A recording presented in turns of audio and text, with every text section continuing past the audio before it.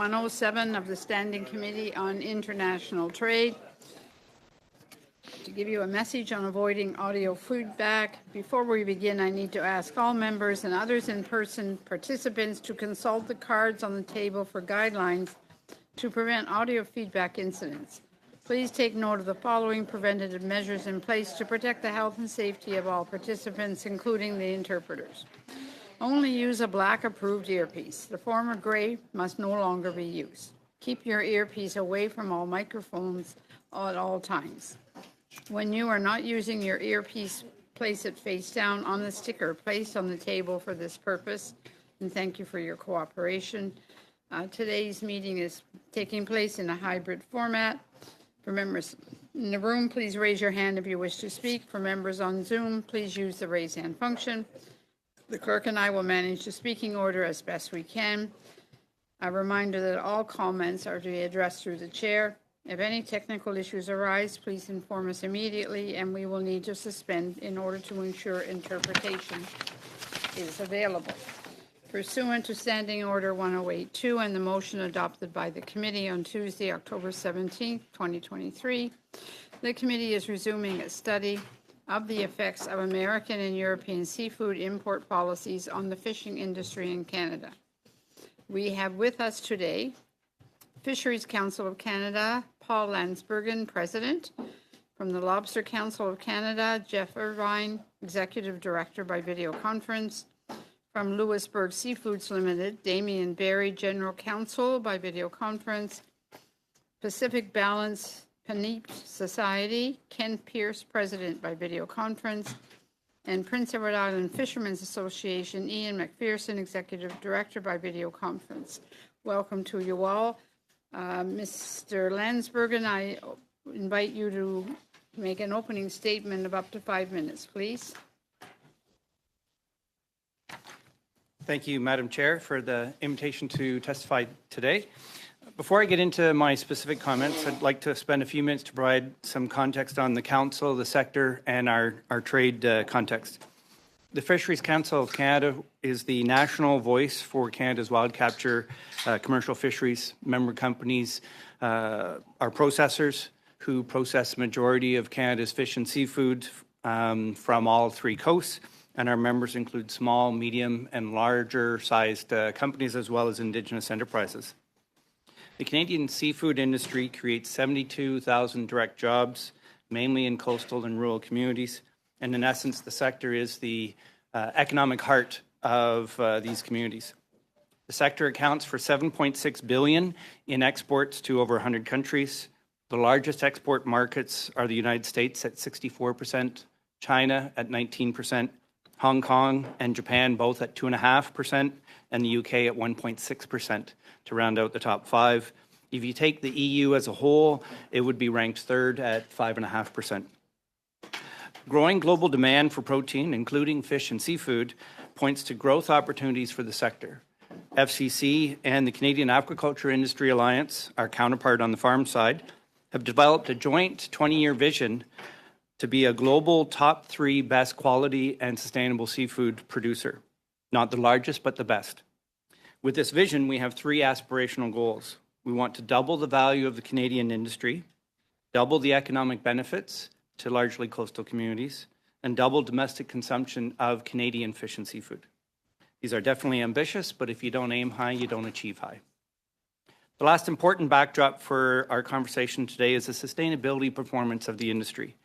Canada is a global leader in sustainable fisheries management with a robust regulatory regime, and DFO reports that 95% of our fish stocks are harvested at sustainable levels. In addition, Canada's adoption of independent third-party certification ranks in the top 5 in terms of percentage of landings certified. So we should feel proud of our collective stewardship of our fish resources. Like all of our export sectors across Canada, the seafood sector pays very close attention to market access issues. In the agri-food sector, we are blessed with a very strong market access secretariat, which is a joint effort of Agriculture Canada and CFIA. They have been instrumental in addressing market access issues with us. Global Affairs Canada, either here in Ottawa or in trade consulates around the world, also play a role. And where such issues relate to matters under the preview of DFO, the department engages to support the sector. All of this is important context for today. I would like to now move on to the specifics of the trading relationship with the U.S. and the EU. These two markets receive a combined 70% of our exports. Our exports to the U.S. are $4.8 billion as of last year, and the top products are lobsters of $1.6 billion, crab at $1.1 billion, and salmon at $975 million, although that is largely farmed.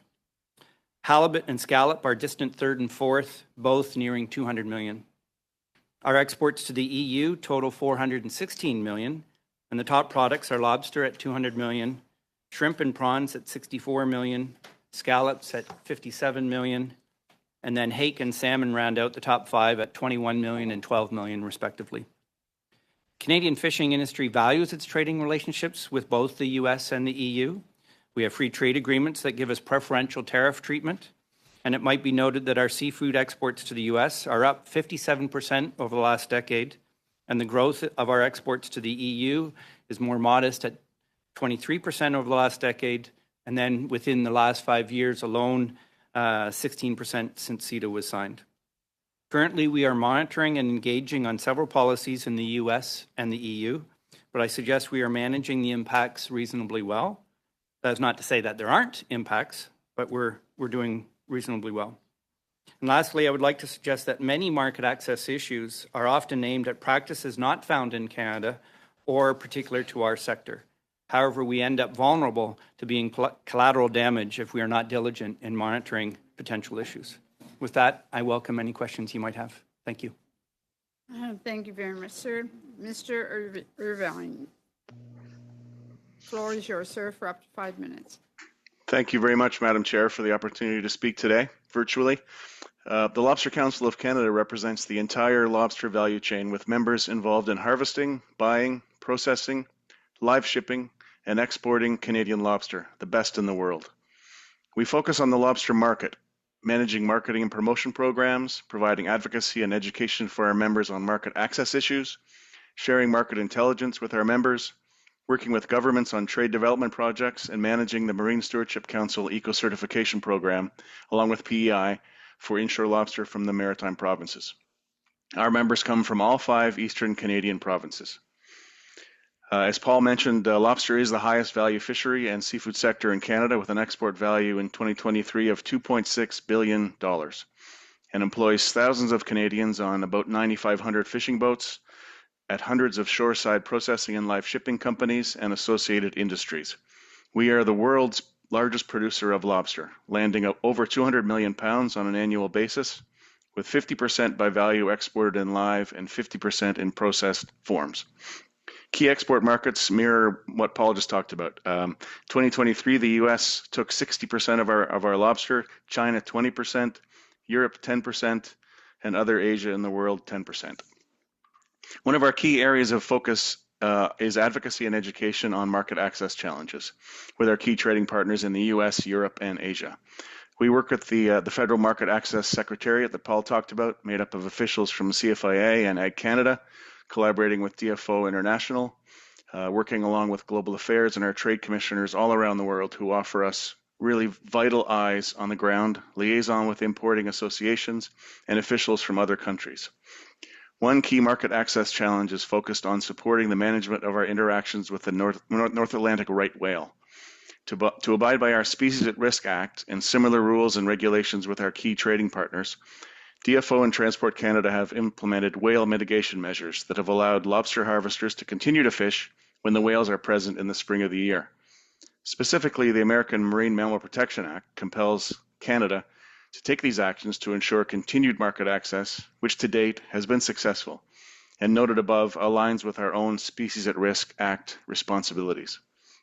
As our customers around the world are concerned about marine mammal protection, we spend a considerable amount of time with the support of DFO International officials telling the right whale mitigation story to the world. Recent events in Lobster Fishing Area 23 on the Acadian Peninsula in New Brunswick are testing these measures as we speak today. It's a complicated issue as we must abide by Canadian and international laws and agreements, keep our MSC Eco certification, and ensure continued market access while protecting the livelihoods of harvesters and the shoreside sector. It's a delicate dance. We are proud that all inshore lobster from the Maritime provinces and most of Quebec are certified under the sustainability standards of the Marine Stewardship Council, which MSC, the little blue fish you see on the packaging, which is the gold standard in eco-certification in the world. Other market access issues that we are monitoring in the U.S. include the Food Safety Modernization Act, the Seafood Import Monitoring Program, and the upcoming U.S. lobster gauge increases. Many of these issues are focused on increased traceability, which is a worldwide trend that includes our domestic food processing industry as well. We're not alone. In Europe, there are new rules being introduced focused on animal welfare, so we are engaging with our sector's customers and import associations as necessary, and in collaboration with our trade commissioners and Global Affairs Canada. In China, our processing sector has experienced delays in receiving approvals from Chinese customs authorities.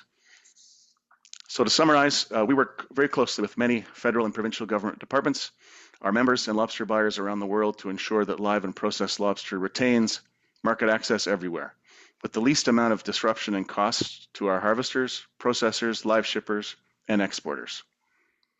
I'll be happy to answer any questions as well. Okay, thank you very much. On to Mr. Berry, please. Madam Chair and committee members, thank you for allowing the Louisburg Seafoods Group the opportunity to participate in this important study. My name is Damien Barry and I'm the General Counsel and CEO of the Louisburg Seafoods Group based in Cape Breton, Nova Scotia. Established in 1984, we are a privately held, family-owned group of companies currently operating 5 processing facilities and employing up to 650 workers at peak times in the coastal communities of Glace Bay, North Sydney, Englishtown, Canso and Louisburg. We harvest, buy and process species such as lobster, snow crab, sea cucumber, whelk, cold water shrimp, mussels and redfish, primarily for export to the US, China and the European Union. Over the past 40 years, we've invested millions of dollars in developing export markets for our various species and continue to do so to the present day.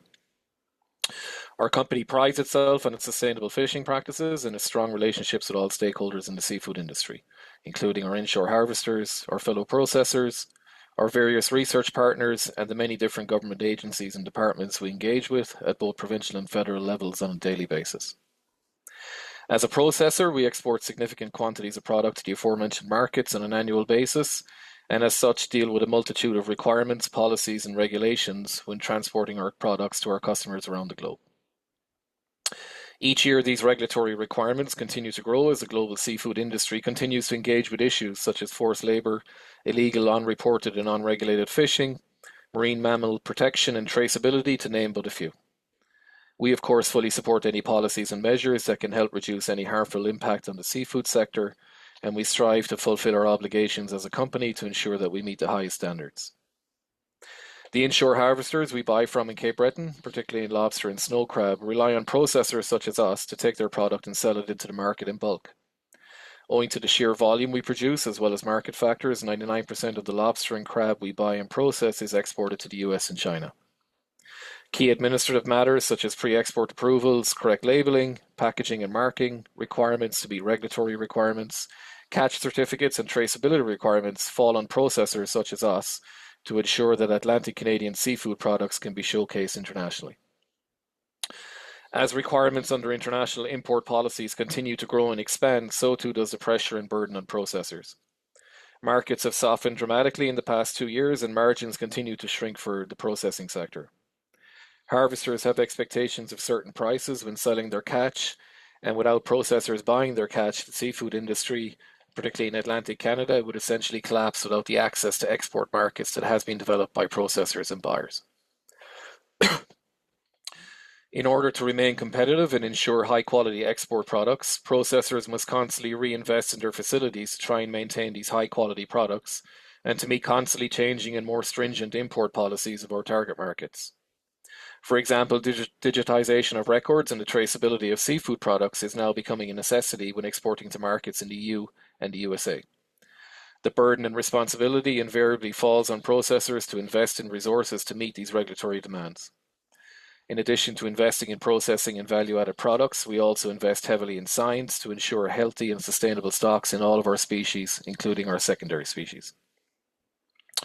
To echo some of the comments of earlier speakers before this committee, we would strongly advocate for continued close relationships and cooperation between all stakeholders in the seafood industry, such as government and the private sector, to ensure that we continue to remain competitive in the global seafood market.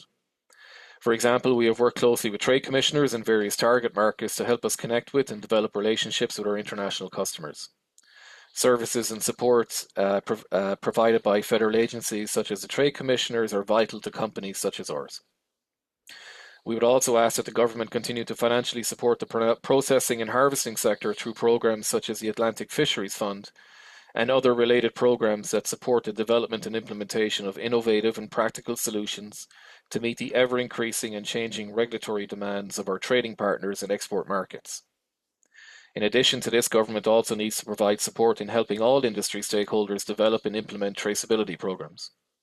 With the coming into effect of the Food Safety Modernization Act in the US by January 2026, for example, this is a critical time for the seafood sector in Atlantic Canada to prepare for and be ready for the various new requirements of the SFMA. The FSMA is but one example of the ever-changing and evolving import policies that processors and other stakeholders in the seafood sector have to adapt to and respond to in order to remain competitive in the global seafood marketplace. Whilst revenues may be significant for the seafood sector in Canada in general, the cost of doing business continues to grow with increased labour costs, raw material shortages, and increased costs associated with responding to ever-demanding regulatory requirements, both at home and abroad. Thank you for the opportunity to speak here today, and I welcome any questions. Thank you very much, sir. On to Mr. Pierce for 5 minutes.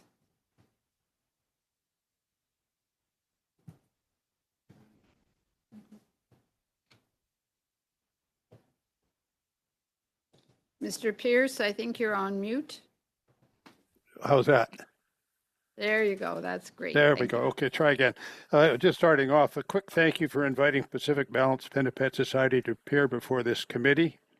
First, a quick background on who we are and our mission.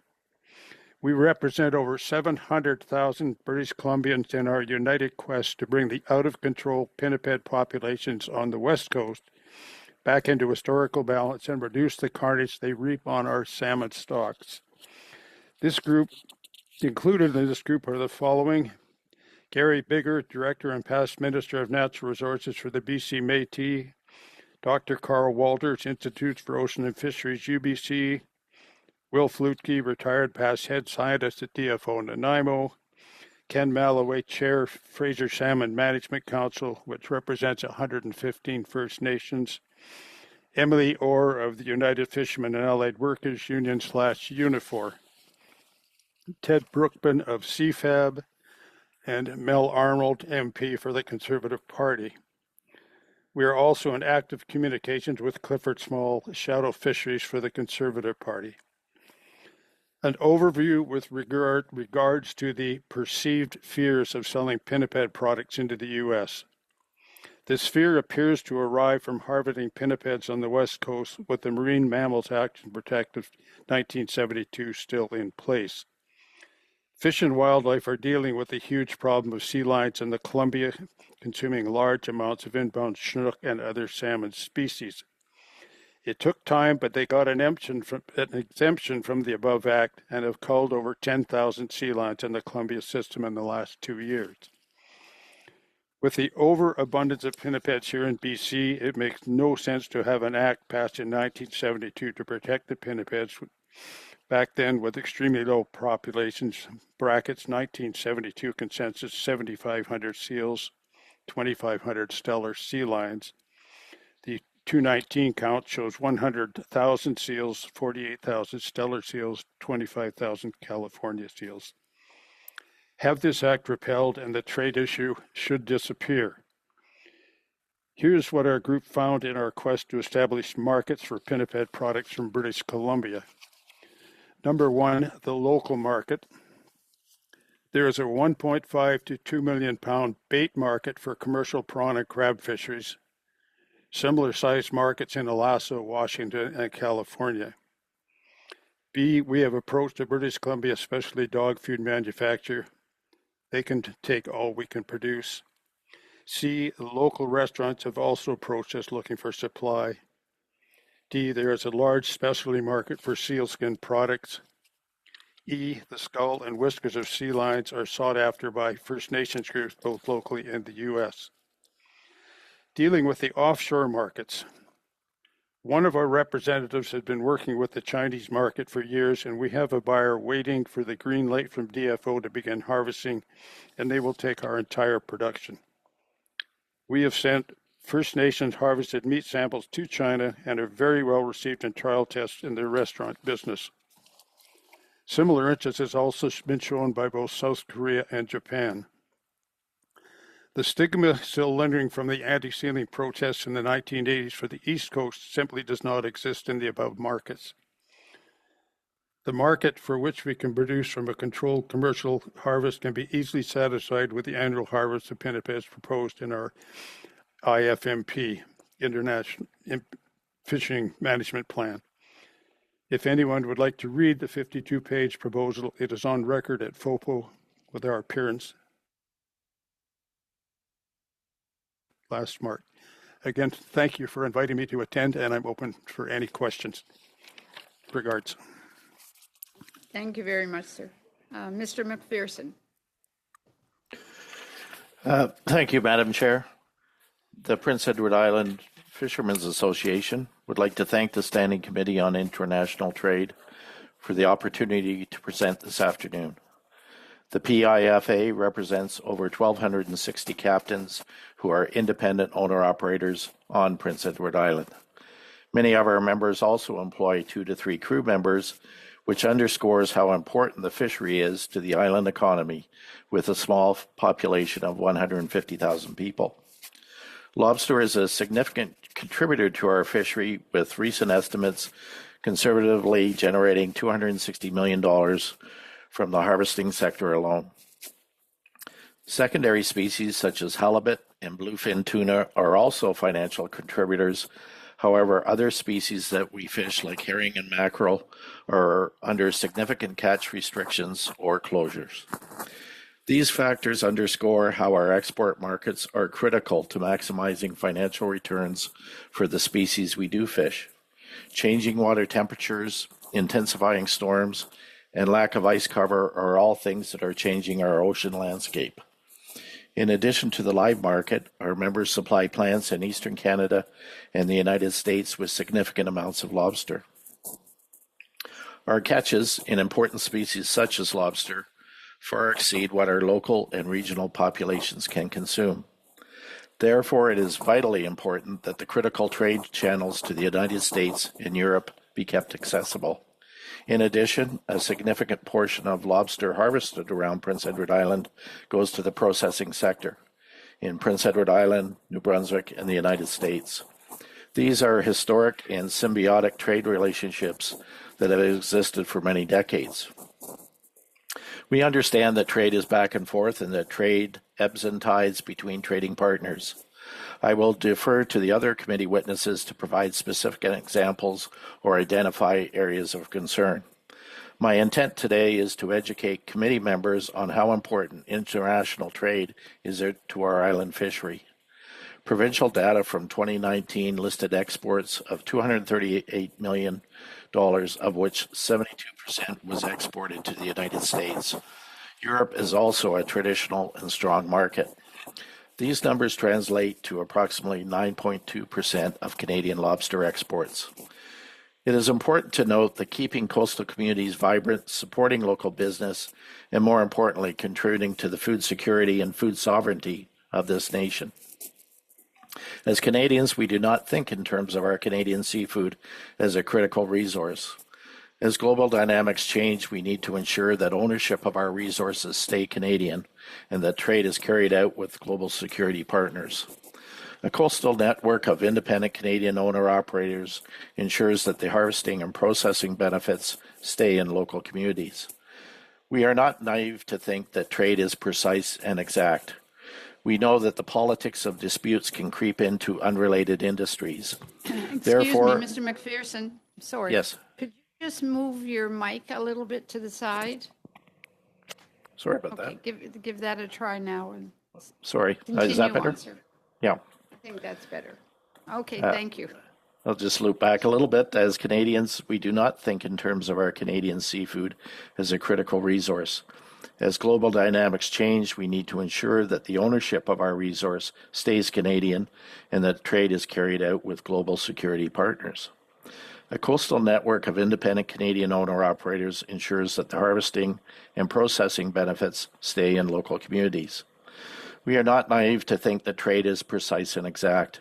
We know that the politics of disputes can creep into unrelated industries. Therefore, it is critical that we encourage and maintain fair and equitable trade with secure trading partners. It is critical that the purchase of processing plants and seafood supply chains are properly scrutinized by our federal government in terms of who receives the benefit of ownership. And finally, we need to have legislation in place that ensures our seafood is in the direct control of Canada for Canadians. Many of us are acutely aware that our resources are finite, that supply and demand are fluid, and trade is a major component of the Canadian economy. As a representative of Canada's smallest but mightiest province, we ask that you assist us in keeping our trade channels open and viable. And that concludes my opening remarks. Thank you. Thank you very much to everyone. On to Mr. General for 6 minutes, please. Thank you, Madam Chair, and thank you, everybody, for joining us here today. I'm going to start with Mr. Landsbergen and then probably pop over to, if I have time, to Mr. Irvin to talk about the minimum legal size of lobster, and then still have time, hopefully, to you, Mr. Barry, as the only identified lawyer on the witness list to talk potentially about the EU's labeling requirements. But first, Mr. Landsbergen, thanks for joining us today. You mentioned in your opening testimony that you plan to double the domestic consumption of fish here in the country. I guess simply, how do you plan on doing that? Thank you, Madam Chair. That's a great question.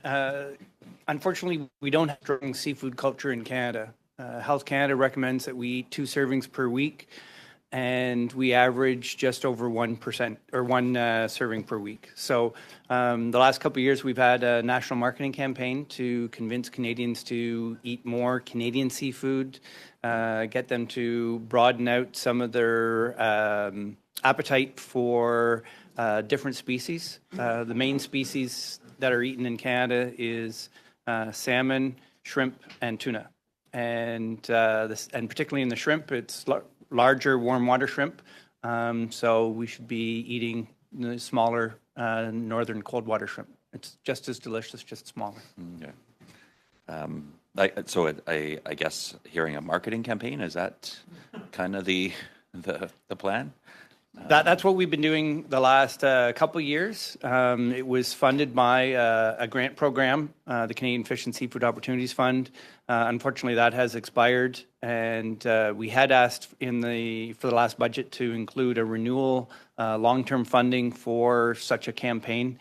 Unfortunately, the industry is very fragmented, very diverse, and it's difficult for us to undertake a campaign like that domestically. The other part is that we export 80% of what we harvest and process in Canada. And there's species that we harvest and send offshore because Canadians don't have that appetite for that particular species. So, sorry, just to be clear, you made the budget submission request, but didn't receive part of the federal budget. Correct. Right, okay. All right, over to Mr. Irvine. Hoping that help on to talk about the minimum legal size of lobsters, and I guess that refers to the outer shell, moving from 82 millimeters to 84 millimeters in 2025 and to 86 millimeters in 2027. Sounds like it could restrict Canada's exports of live lobsters to the United States. Am I correct in saying that? Yes. The Magnuson-Stevenson Act, which is part of U.S. law, has a provision that requires that any imported lobster is the same minimum size in live format as it is for U.S. So It could. We're undertaking some work right now inside the council, trying to analyze what those 2 millimeter increases could mean. It's going to mean different things for different parts of the value chain. We've also learned recently that there's intensive pushback within the Maine and the New England lobster from the shoreside sector and the harvesting sector to those two moves. So we're waiting to see if that may change their schedule. But as of right now, we're monitoring it, trying to figure out what it could do, but it could have some impacts. And are you working with? I assume that would be Fisheries and Oceans Canada. Are you working with them to monitor this, or is there any action that you understand that's being taken from the government on this right now? Yes, no, the DFO regions are in touch with us about this, and they're talking to officials in Maine as well. And I think every association, every organization in Eastern Canada is working on this, trying to figure out what the impact will be. Okay. And then lastly, Mr. Barry, I'm hoping that you can. I guess didn't really touch on this in your testimony, but hoping you can help and answer some of the EU's labeling requirements on imported fish and seafood products. And that depend on the packaging or form of the product, and that the labels must provide specific information. If you can, hoping that talk about which of those labeling requirements are the most onerous. Thank you for your question. I guess it goes back to my opening comments where we talked about traceability. Again, these labeling requirements simply fit into that whole area of traceability. As it stands, we already export shrimp to the European Union, and in addition to our packaging and labeling requirements, we also have to provide catch certificates. So it's something that we're dealing with at the moment internally. Again, as I stated in my comments, unfortunately, we're at the mercy of our export partners and the requirements that they need. For us as a company, our primary market is the US. China would be our secondary market, but we're looking to break into the European Union as well, just to diversify and try and expand our portfolio of customers. So, yeah, like I said, it's something that we have to do as a company, something we would deal with. I don't know if you can pick out any particular one of them as being more onerous than the other, simply because it's something we deal with on a daily basis anyway. We tend to be quite vertically integrated in some of our species. So, for example, in some of our other species, we have our own harvesting vessels. So, we try and maintain control, I guess, of the supply chain, or we have control of the raw product when it comes into us. So we can certainly meet those requirements to ensure that we can show where the product has come from. Okay, thank you very much. Under Mr. Miao for 6 minutes, please. Thank you, Madam Chair, and I'd like to thank every witnesses for being here on physically and online for this important study. As we all know, Canada holds the longest coastline bound by the Pacific, Arctic, and the Atlantic Ocean. And I think in 2023 alone, the export value of fish and seafood product was around 7.6 billion.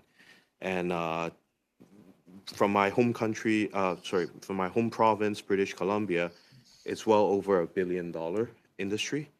Through the chair, I'd like to ask the following question to Mr. Landsbergen. As Canada holds the highest standard in our seafood and fishing industry, can you share with this committee in what area can be done to better improve or to hold our high standard and to increase the export of our seafood industry? Madam Chair, great question. That's a pretty broad one. I think the best ways to answer that is market promotion. So we can always, need to promote our products because our competitors are doing the same thing. And I think through the federal government and the provinces, we have pretty good support in trade missions, support for participating and exhibiting at major trade shows for our industry in various markets, whether it be the North American Seafood Show in Boston, the global one in Barcelona, or ones in Asia, in Singapore, and in China. So we need to continue working together to do that. I think we need to constantly work at maintaining the strong fisheries management regime we have in place, and we have challenges there. DFO resources are stretched beyond its limits. They're not able to do as much fishery science as we would expect them to, and that they're mandated for. So that's causing some challenges that we're working with them and the minister on. And we need to maintain our eco certification so that we can access premium markets and get the best value for our products. Thank you for sharing that. And I'd like to discuss more about the marketing approach. You mentioned there's trade show and there's expos that you attended across the country. With the sustainability and the environmental standard that Canada also hold within our seafood industry, do you feel that we have a very good practice in this area, which increase the competitive advantage to other countries wanting to import our seafoods? Yes, we do. We have a great reputation. The Canada brand, when customers around the world see the maple leaf on the product, they want to buy it. They have utmost confidence in our food safety system. They have confidence in the sustainability of the products, how we harvest and process seafood. I think the market is always evolving, so we need to evolve with it, stay at pace with it. We need to continue to innovate to make sure that we're as competitive as possible, because it is very competitive. There's a growing affluence, growing population in the world, so always a growing demand for protein, including fish and seafood, and we want to be in the best markets. And with the import policy change, how is that going to impact our seafood export into, American market or EU, European market? So there's a few things, Madam Chair. The MMPA Act was mentioned, and there's additional measures that are coming down the pipe for 2026. I think we're well in place, well positioned to have good determinations for our fisheries under that act. The Seafood Import Measures Program, SIMP, we understand the U.S. is doing a review of that. They're consulting other countries, so Canada is going to participate in that. We have a meeting with DFO over the next week or so to discuss what they're seeing as part of that review and what we, as with industry, want to put in as a government submission. And then one of the other witnesses had mentioned the Food Safety Modernization Act in the U.S. That will require more traceability paperwork across the supply chain. In many respects, we already have the data. We share some of that data along the supply chain with our customers, but I'm not sure if all the data will necessarily be there, particularly around inshore fisheries. And so that could be a complication. And so we're working with Agriculture Canada and DFO to understand that and be ready for it. And I understand the European Union has also adopted a regulation to prevent and eliminate illegal, unreported fishing. Will these regulations affect Canada's export of fish and seafood product to the European Union? No, I don't think so. We have very, very little IUU fishing in Canada. That's a problem in other hotspots around the world, and hopefully they have a very hard time. Tremblay, please. Merci, Madame la Présidente. Merci à l'ensemble des témoins. J'irai donc vers... Speaker, and thank you for all the witnesses. I'm going to talk about the Fisheries Council. So we learned in last November that the U.S. are giving themselves until the end of 2025 to assess the practices of their commercial partner and decide if the protection measures for marine mammal are up to the norm of the U.S. standards. So it's essentially starting protectionism. It is a very hidden war. So they are forbidding the import of fisheries product that could cause issues to some mammals like the black whale and so on. So as you will remember from our last meeting, there has been absolutely none of those whales that have deceased because of the lobster fishing, because of the measures we've had since 2017. So in your opinion, the measures that we have for protections, are they enough? Are they efficient? And how they compare to the American norms? Thank you, Madam Chair. Merci pour la question. Thank you for the question. The challenge is, are we doing enough or too much to protect certain species, and knowing that there are sometimes severe economic disruptions for various harvesters, operators. That's always a delicate balance. Even without the MMPA, we would have domestic requirements because the species is listed as endangered under SARA.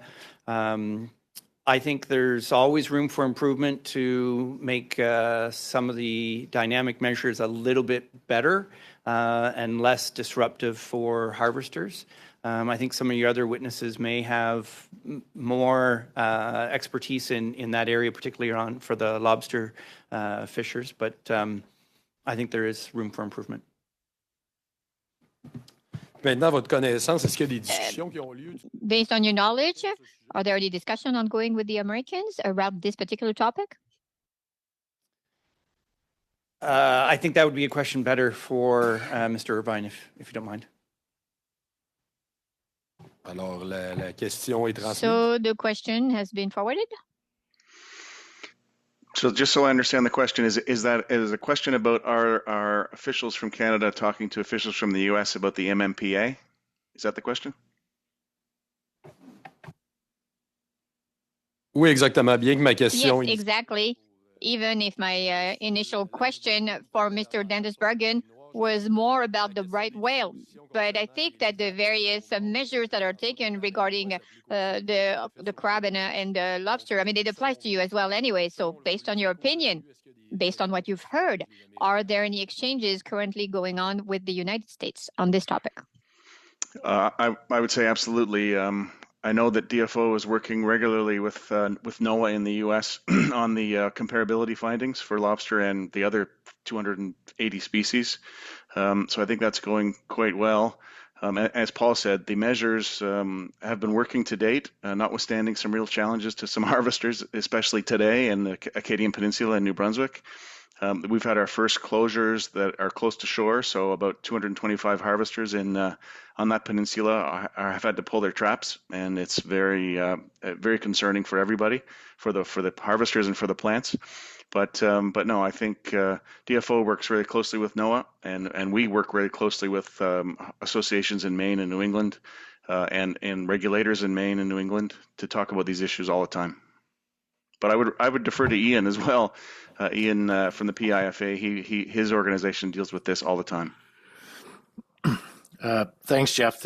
One of the biggest challenges we currently have this year is not so much with our U.S. counterparts, but it's been more that harvesting groups are looking for some slight modifications within the current protocols, and a lot of time and effort has been put into coming up with some recommendations that were submitted in January, and very close to the start of the season in May, we were advised that none were under consideration and not given any reasons for why they weren't discussed in a more wholesome manner. So we will continue to work with DFO to hear ideas that I think can work for everyone and still obtain or achieve our objectives rather in preserving the whales.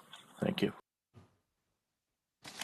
Écoutez, Monsieur Landsbergen, par contre, vous disiez... Mr. Landsbergen, you were saying in your comments that if we weren't doing the follow-ups with this problem, then there would be many repercussions. Can you please expand on this? Yes, thank you, Madam Chair. As Jeff mentioned about the determinations from NOAA for our various fisheries, we do check in with DFO on the status of those. They talk to NOAA more often than we do, but we do need to stay on top of that as that process goes through, and it is a long one. In the matter of SIMP, for example, I mentioned that we are talking with DFO about the review of that program. We also, as an association, we compare notes with our American counterparts to discuss and get their perspectives on some of these issues as well, because the two industries are quite integrated. On to Mr. Cannings, please. Well, thank you, and thank you to all the witnesses here today. I'm going to start with Mr. Landsbergen. You talked about the sustainability and how important that is for Canada's brand in terms of exports, and also I would suggest for the confidence of the Canadian people in the management of this resource. I noticed that your group was disappointed in the budget that there was a lack of support for science in Canadian fisheries.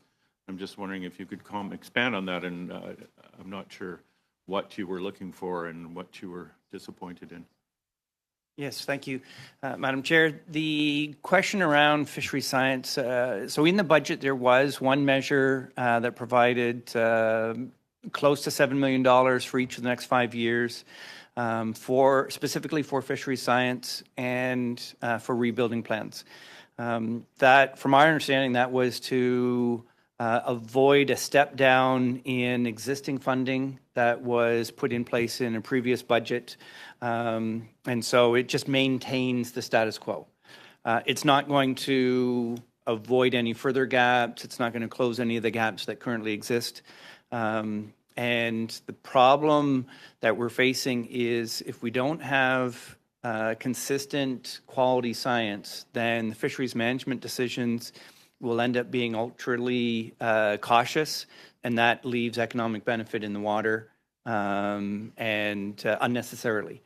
Then we've had a case where we lost our third-party certification because we didn't have the data to use as evidence in the audits to maintain the certification. So then that costs us millions of dollars in losing access to premium markets, and costs profitability for companies and operators.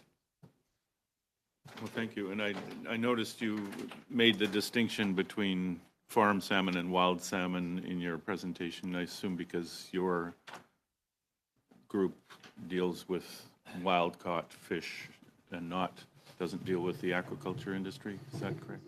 Correct. Yeah. And, we've seen a fairly steady decline in wild-caught salmon throughout the west coast of North America. I know the California salmon fishery is shut down entirely this year. I'm just wondering if we deal with the science, and the government here has promised to move those fish farms onto the land to deal with some of the issues around the effects they're having on wild populations. Just wondering if your group is supportive of that, and if you have any concerns about how slow that's happening. Madam Chair, the concerns we have is that I think the impacts on salmon, the wild Pacific salmon that we're seeing, are quite complex. The impact is much greater on the natural mortality, not the fishing mortality. So the fishing effort is not the problem primarily. I remember a few years ago when I was reading a recovery strategy for the southern resident killer whale, and one of the science statements was that for Chinook salmon, which is the primary prey for the southern resident killer whale, that we could shut down the Chinook salmon fishery completely, and it would not change the trajectory of its recovery. So it's unfortunate that the fishing mortality, the access to fisheries, that's the easiest lever for us to manipulate when various fish stocks or other species are under threat. And but that's not necessarily the root cause. And if we don't address the root cause, then it's just superficial. And so I think for salmon, we need to look at all the causes and address those. Okay, I'll just ask one more question, and kind of on the same line, and that is, you mentioned the Species at Risk Act, and then in the United States they have the EPA. Is there any difference between how the Americans deal with species at risk versus us? I know I used to sit on the Committee on the Status of Endangered Wildlife in Canada for 10 years, and one thing that we noticed is that when we recommended that a fish species be designated as threatened or endangered, only 50% of those species were actually designated. The rest weren't because of socioeconomic concerns. Whereas in other groups of animals and plants and everything, it was more or less 100%. And so there was a real influence of the fisheries interests in keeping fisheries open that guided that listing or not. Is that different in the United States? And, if we dealt with real science, if we brought in more science, we would have a lot more fish labeled as endangered.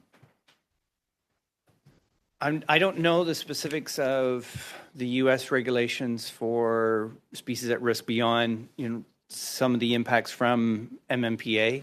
I will say that in terms of whether a particular fish stock gets listed under SARA or is addressed through fisheries management provisions under the Fisheries Act, I'd like to see the best tool used for the job. And sometimes that might be rebuilding plans and other measures under the Fisheries Act rather than a more blanket prohibition that would come from Species at Risk Act. So there's some issues at play there. I'll leave it at that. Sorry. Thank you very much. Mr. Seaback, for 5 minutes. Thank you very much, Madam Chair. Madam Chair, actually, I'm going to move a motion.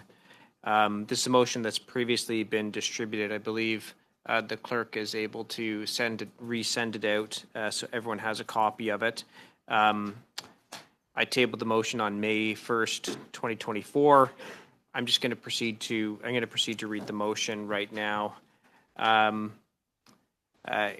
Given that the recently proposed regulations on recycled content and labeling rules for plastic have raised concerns with Canada's largest bilateral trading partner, the United States, and that the Canadian Produce Marketing Association has flagged serious concerns about the risk of the proposed regulations impacting economic competitiveness and raising food prices by over 30%, that the committee hold no less than 3 meetings on this topic, that the Minister of International Trade appear for at least 1 hour, and that the committee hear from other concerned stakeholders to ensure parliamentarians are informed about the risks to Canadian trade that the proposed regulations present, and that the committee report back to the House. Now, the reason why this motion is so important is for a number of reasons. The current government has managed to do a number of own goals in our trading relationship with the United States, causing trade irritants. And especially as we move forward on a study on the review of CUSMA, this is an irritant that is already being raised by the United States. So on March 21st, in fact, Congressman Sessions wrote to Ambassador Hillman and says, I write today to express concerns from Texas plastic manufacturers and supply chain affiliates regarding Canada's proposed Canadian Plastics Registry, directed by Prime Minister Justin Trudeau and Environment Canada. The registry mandates exhaustive tracking and reporting of plastics, which raises several issues. The first one is violation of trade agreements, that the Canadian Plastics Registry seems to violate USMCA's environmental and trade provisions, especially Chapter 24, Sections 2, 4, and 5, potentially undermining established trade agreements. Disclosure of proprietary information. The registry requires revealing mostly proprietary information, increasing antitrust risks and vulnerability to lawsuits, especially during data standardization across various government levels, vagueness in chain of custody, international system discrepancies.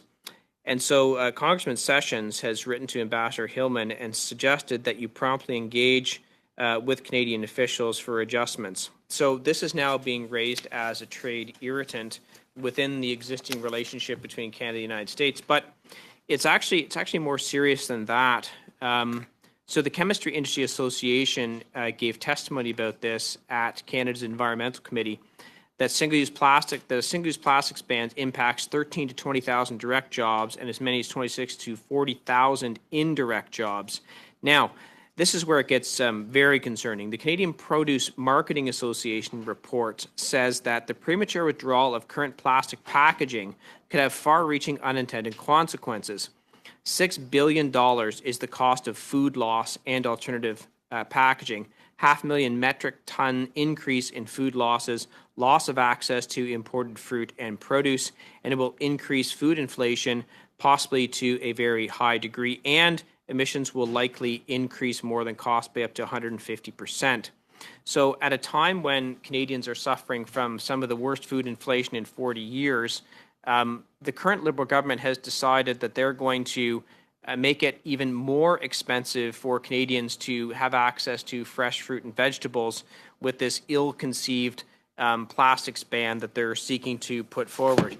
And there are significant consequences to this. An in-depth Deloitte report on the Liberals' P2 plastic ban and its impact on fresh fruit and vegetable sector has revealed that the policy could do exactly the following: increase the cost of fresh produce by 35%, reduce fresh produce availability to Canadians by over 50%, cost the industry $5.6 billion, increase fresh produce waste by more than 50%, and increase greenhouse gases from the produce supply chain by more than 50%, increase healthcare costs by over $1 billion per year because of lower availability of fresh produce.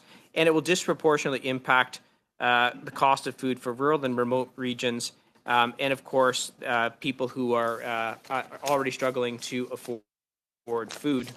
So I think that this is a very relevant study for us to undertake for two reasons. First of all, we now have a long list of trade irritants that the Liberal government is causing just as we're moving into the review of CUSMA. We can talk about the digital services tax. When I was down in the United States meeting with representatives, they told me that the threat to unilaterally impose the digital services tax will actually, they considered it like an 8 out of 10 on a scale of serious impact to the Canadian trading relationship. We now have the proposed plastics ban, and there's been many other that we've talked about at this committee. So, Madam Chair, I believe that this motion's in order. It's an urgent issue and one that the committee should study. Thank you very much. Just for the witnesses, one of the members has introduced and moved a motion that you heard Mr. Seebeck reference it on another issue. So if you could just hold on for a few minutes here, and we will see where we are going with this at this time. We have the witnesses for another half an hour. Okay, is there any debate or discussion on this? I think I have Mr. Sidhu here. Yeah. On this motion? Yes, Madam Chair. Look, we do have witnesses here. We have committee business scheduled today. We can discuss this motion then out of respect for the witnesses' time. I'm not sure what the will of the committee is, but maybe we can hear from some of the other members, or we can debate this. I think out of respect for the witnesses, we should carry on. What's the thoughts? I mean, we have these witnesses for another half an hour. Could we hold off and deal with this at 5 o'clock? I kept my comments to my allotted time. If we can just vote on it and move on. Well, I think there's probably going to want to be discussion on it. Mr. Cannings? I think it would be more appropriate to put this off till 5, and if there's any other discussion, I may not have much to say, but just in terms of respect for the witnesses, I think we have this time allotted today for committee work, so let's do it then, if that's all right. So you've got your remarks on the record, as I know you wanted to do. So can we leave this till 5 so that we can get another half an hour? I'd rather vote, now than go in camera and have votes on it. So that's my preference. So I'd prefer a vote. If the Liberals don't want to vote on it, they can exercise their options to do that. But my preference is that we have a vote on this right now. It can be over in less than a minute. Well, I think there's indication that there's going to be discussion on this motion. It's important, and I sense that there's going to be discussion. So, and they should either have discussions or avail themselves of whatever remedies they well, we will either have a do. discussion or I will dismiss the witnesses, because there's no sense keeping the witnesses sitting here for another half an hour while we discuss this. So, The friendly amendment, and we move on back to the witnesses, and then we can get to a vote, maybe, so then everybody knows what's on the table, instead of going right to a vote. so you have an amendment? Yes. So I'll do this quick so we can get back to the witnesses. I think, look, I hear what the member opposite is saying in terms of trade and impacts this may have, but we also need to consider the impacts this has on the environment, the impact it has on Canadians in terms of plastic pollution and plastic waste, some ending up in our own bodies. And so I'm proposing a friendly amendment. On the fourth line there, it says after over 30%, and that plastic packaging compromises over a third of plastic put on the Canadian market, making them an important source of plastic waste, and that the Canadian Produce Marketing Association is a partner of the Canada Plastics Pact, which supports the goal of 100% of plastic packaging is designed to be reusable, recyclable, or compostable by 2025, and that plastic waste and pollution pose a threat to our environment, and that studies are showing that plastic is also found in our bodies, and that studies have shown a circular economy for plastics that keeps plastics in our economy and out of our environment, and landfills could create 40,000 jobs in Canada by 2030. The committee hold no less than 3 meetings on this topic, and that the committee hear from other concerned stakeholders and relevant government officials to ensure parliamentarians are informed about the risks and benefits to Canadian trade and our environment the proposed regulations present, and that the committee report back to the House. I think we have a printed copy going around, yeah?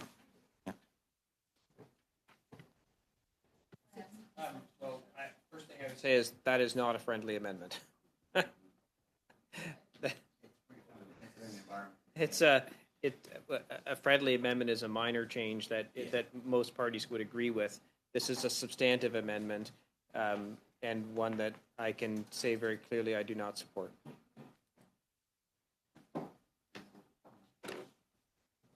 Okay, do we want to have discussion? Does anyone want to discuss, further discussion on the proposed amendment or the motion itself? All right, so I'm going to ask for a vote that we hold both of these things down until 5 p.m. So those that are in favor of holding this down till 5 p.m., please indicate. Otherwise, we will dismiss the witnesses so that. So point of order, Madam Chair, I don't think you can suggest that matters are not dealt with. It's the committee that would have to suggest that. So if the Liberal members want to adjourn debate on this until then, they can do that. But I don't think you can put forward a motion to hold down an item for 40 minutes. As the chair, I am suggesting that we hold this down until 5 p.m. If that is the will of the committee, that we hold it down, let me know. If the committee chooses to deal with it now, then we will deal with it now. But I'm asking for direction of the committee which way you want to go with this issue.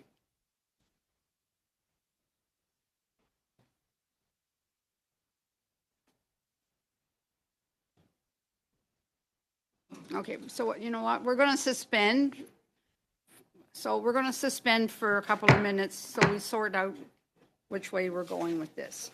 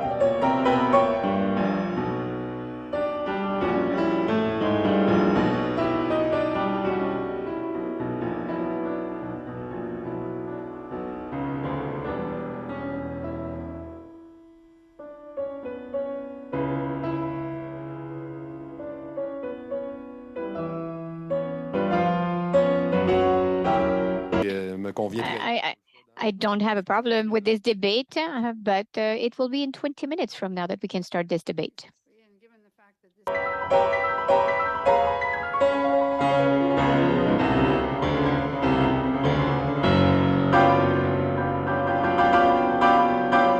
Till 5 o'clock.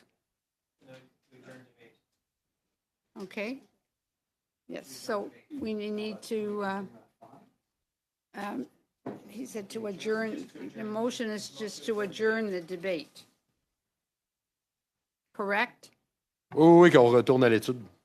Mais Yes, that we adjourn the debate so we can go back to the study, but I mean, we can debate about this in 20 minutes.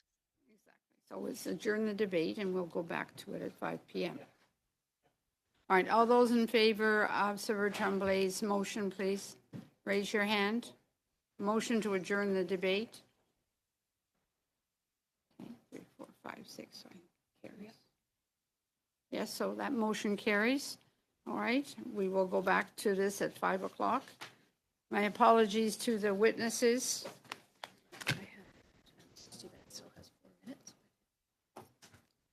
Still had his time. This is your time. I had stopped the clock as soon as you got in. Over 5 minutes, so. Yes, but I That was my time. That was your time Yep, on that issue? that was my time. Okay. Mr. Aria, please, for 5 minutes. Thank you, Madam Chair.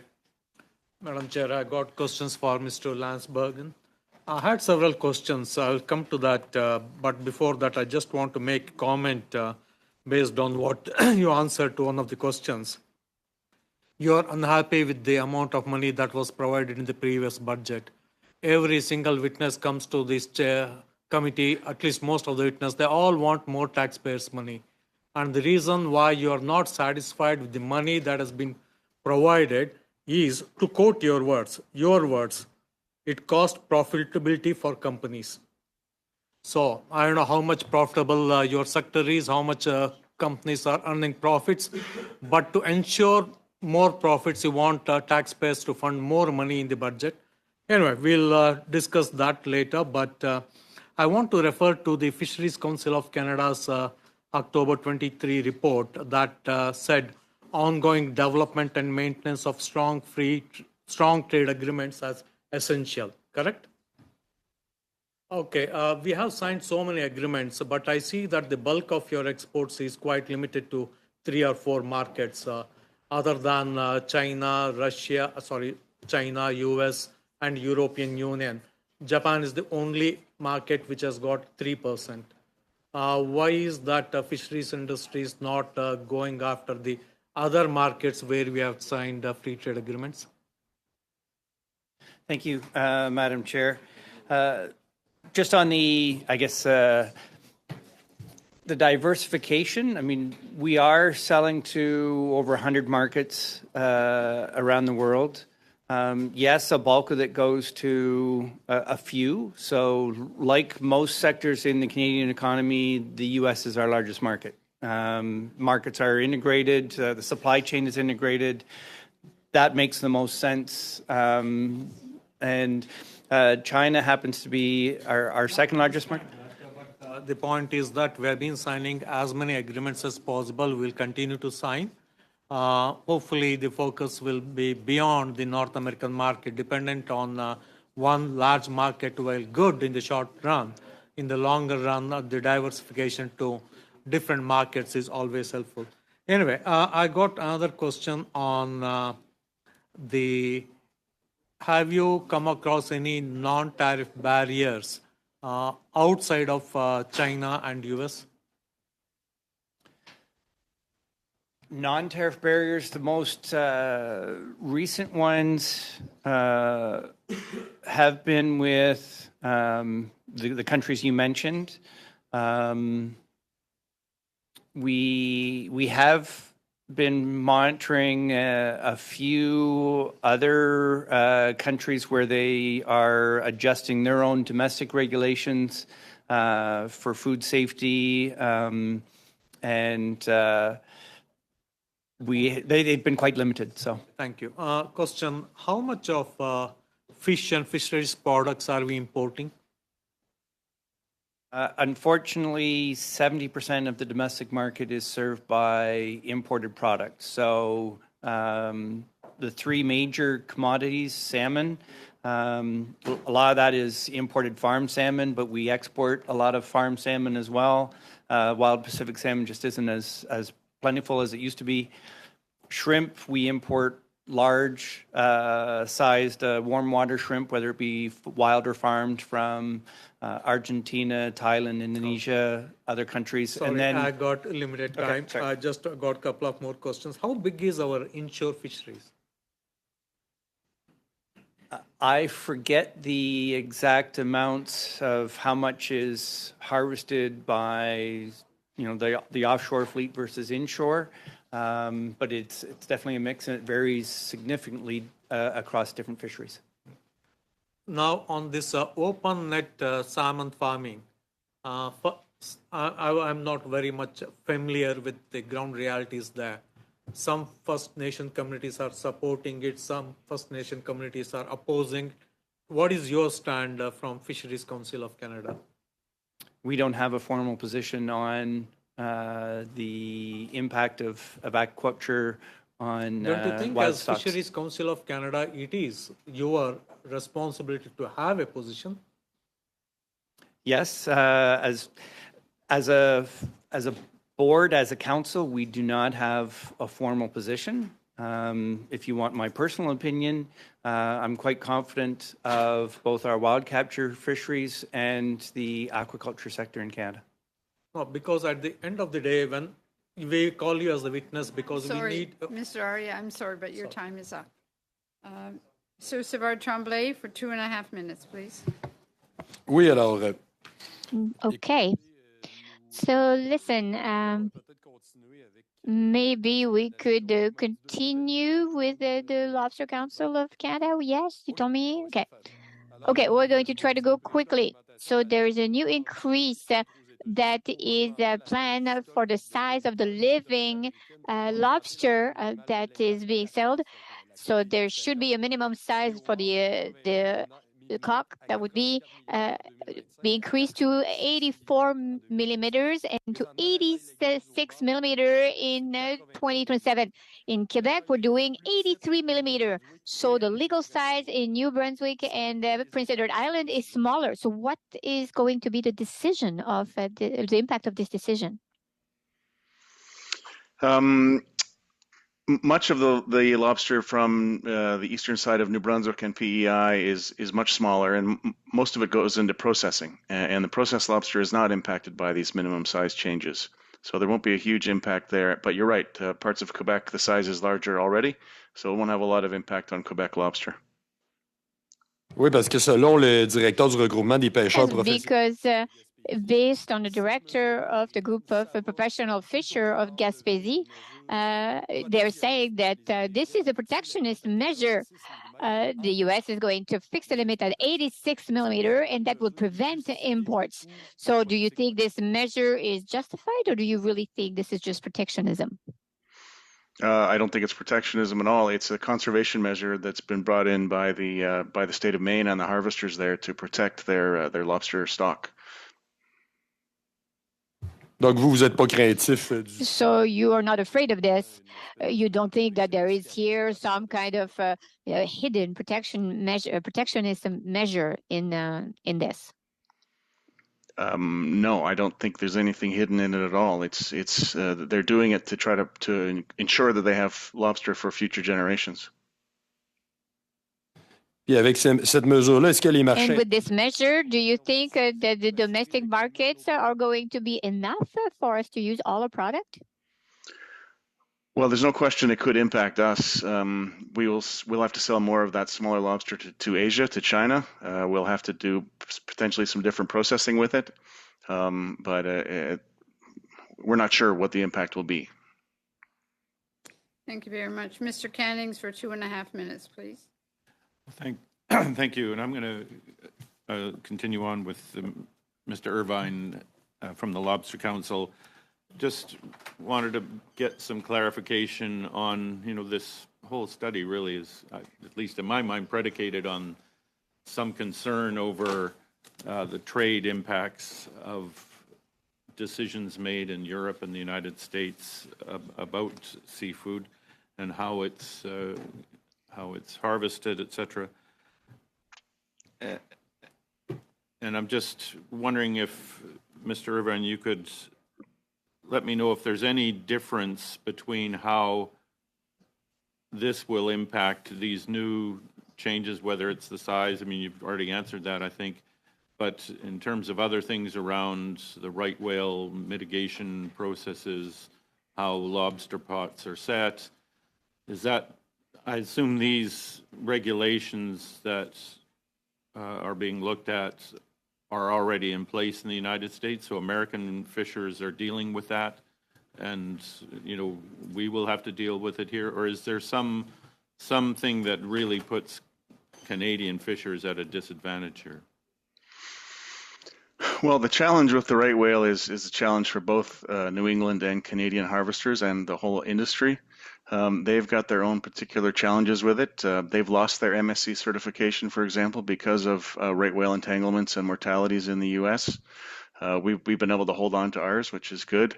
But at the end of the day, we're taking these measures because the entire world is watching us, and we've got an endangered species that we have to manage. We have to do the right thing. So it's not just the U.S.; it's European.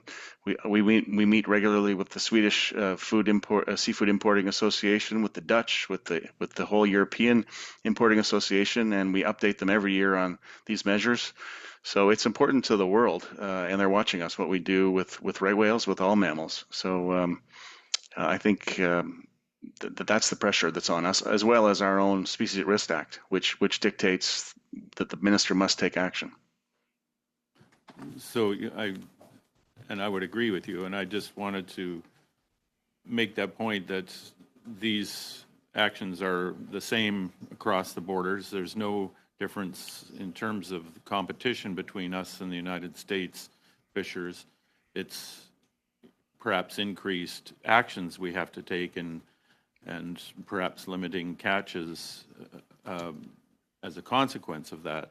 But this is necessary adaptation, mitigation to preserve right whale populations. And any discussion would really be around is, how applicable or how effective those measures are. Thank you very much. Sorry, I'd love to defer it to Ian. If you want to give a brief answer to Mr. Cannings. Well, I can briefly, and I'd love Ian to speak up on it too. I mean, the Canadian measures are sort of world class. We've gone above and beyond, I would think everybody would say, by our shutting down grids and doing what we do. The Americans do nothing like that. They have static closures and different measures, but we have probably the most stringent measures in the world. But I'd love to hear Ian. Just one sentence, and that is that we need equivalency, but each country has different approaches. So there's a constant dialogue going on about what's more effective or what could be, but everyone is not following the same measures. Thank you. Thank you very much. Mr. Baldinelli for 5 minutes, please. Thank you, Madam Chair, and thank you to the witnesses for being here. And it's kind of interesting. I just want to follow up on that response from both Mr. Irvine and Mr. McPherson about the above and beyond kind of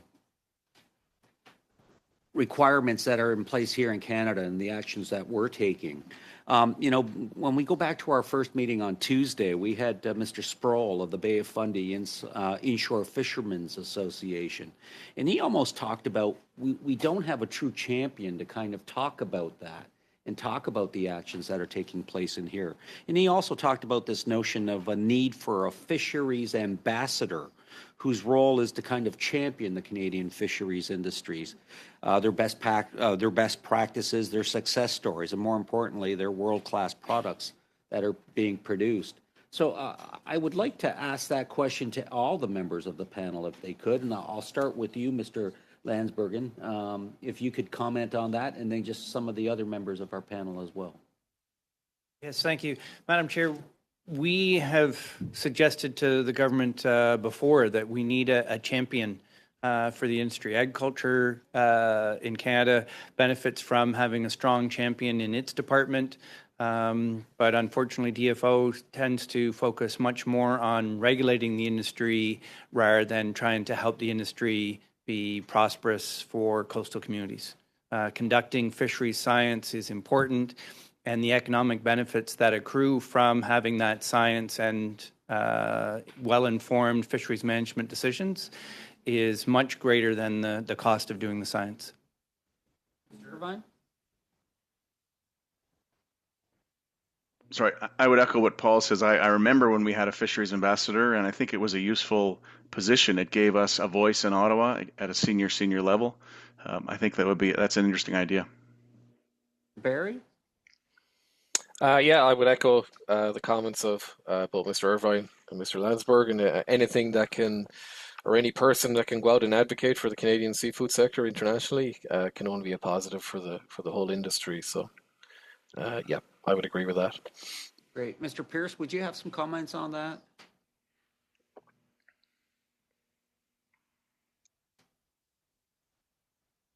You need to unmute yourself, sir. Mr. Pierce, you're on mute. Can you please unmute yourself? Damn pinnipeds. There will be a button there. There. How's somewhere. that? My apologies. There we go. You got it. Terrific. Yeah, Thank you. I've been listening very attentively to what's going on in the East Coast, and we don't have the kind of representation on the West Coast that you appear to have. So I really can't add much to that. Our specific mission is to bring back the salmon, which bring back job and bring back the industry. And I'll just give you an example of what's happening here. For some very joyous reason, the pinnipeds disappeared from the Gulf of Georgia on the inbound salmon runs this year. And we don't know where they've got. We've got UBC Oceans working on it. We've got DFO working on it, and nobody can solve that puzzle. But the pinnipeds inflict a huge kill on salmon, both the outbound smolts, 50% of 100 million smolts going out get consumed. And then onto my example, the South Thompson Chinook run averages 150 to 200,000 over the last 10-year average. And without the pinnipeds in the Gulf this year, we got 627,000 back. We also got 18 million pinks back this year. Direct impacts with the disappearance of the salmonoids being eaten by pinnipeds. I'm not sure if that helps you there, but that's what our focus is, and we're having trouble getting DFO through the hoops. This would provide 30 seconds remaining. Just to end with Mr. McPherson on that whole notion of a fisheries ambassador. Yeah, I think it's worth of a wider discussion, and I'll just name three things quickly. Unprecedented changes in climate, volatility of markets, the impact of seals on both coasts, and we need to adapt faster. And so to have a champion of someone that could help both sides of the industry to do that, I think would be a good thing. Thank you. Thank you very much, sir. On to Ms. Fortier. Merci, Madame la Présidente, et je sais que mon temps... Thank you, Chair, and I know that my time will be reduced, so I will ask the questions, or the question, to Mr. Landsbergen and to Mr. Irvine. So we know that climate change is now having an effect when we talk about the fishery and Canada's ocean products industry, and this is worrisome for the economic sector.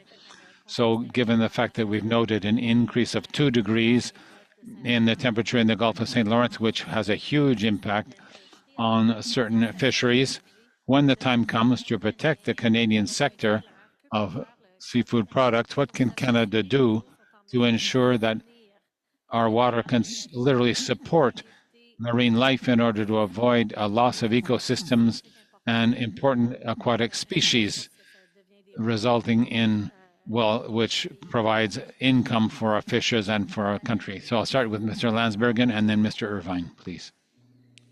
Thank you, Madam Chair. I'll be brief. Canada has been one of the leaders in working with the Food and Agriculture Organization and other countries to better understand the climatic impacts that are happening on the world's oceans and trying to understand more regionally within our own oceans. So this is great. We need to understand the climate impacts. We need to work collaboratively, government and industry, to understand what those impacts are on individual fisheries, and be transparent in how we evolve, how we conduct the fishery science that informs fisheries management decisions. So that's important, but nobody is moving fast enough to truly get ahead of the curve. Thanks. Mr. Irvine? Sure. I don't know what more Canada can do, but I can speak really quickly on the impacts. So in the lobster sector, we're seeing much higher lobster catches in much more northern parts of our range, Newfoundland, parts of Quebec, Cape Breton, PEI. We're seeing a lot more lobster being caught in the northern part and far less being caught in the southern part in the Gulf of Maine and the Bay of Fundy. And that's clearly because of water temperature. The second impact is more ferocious storms that are impacting and tearing apart wharves and infrastructure in PEI and Cape Breton and Newfoundland and Labrador. So we're being impacted dramatically by climate change, and we need to do more. Thank you, and I know my time is limited, so for the other witnesses that we have, if you have answers for this question and wanted to submit it to the clerk, please do. It would probably help answering that question. Thank you. Okay, thank you very much to all our witnesses. We very much appreciate you taking the time today to give us some valuable information. I will suspend for a moment or two so that we can go into camera.